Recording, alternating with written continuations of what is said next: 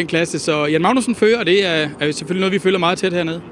Tak skal du have, og Jakob Hammerholt, han skal tilbage på arbejde. Der er jo altså Le Mans på TV2 hele natten. Så skal vi til Fredericia, hvor 20 fartglade danskere er ved at gøre klar til nattens race. Dan Rasmussen, hvor klar er de egentlig på det?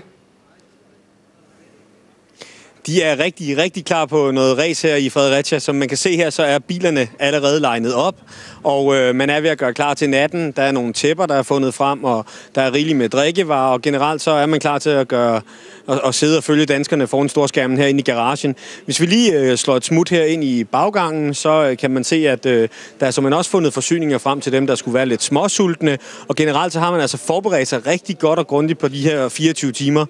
En af dem, der skal følge det er Rasmus Friis. Undskyld, Rasmus.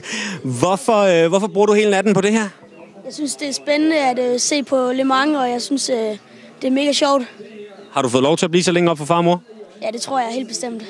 Hvad er det sjoveste ved Le Mans? Motoren, lyden og alle bilerne.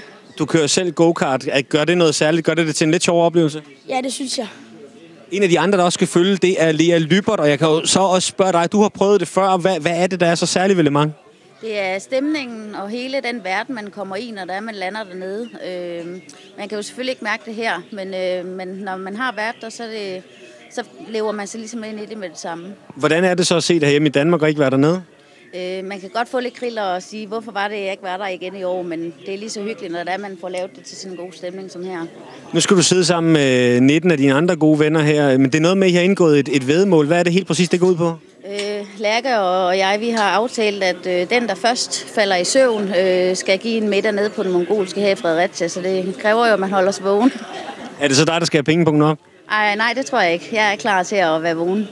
Så altså rigtig god stemning i Fredericia. Man er klar til at følge de næste mange timers kørsel her, hvor vi altså fik at vide, at Jan Magnussen er den dansker, der nok har den største interesse for dem, der skal følge med her i Fredericia.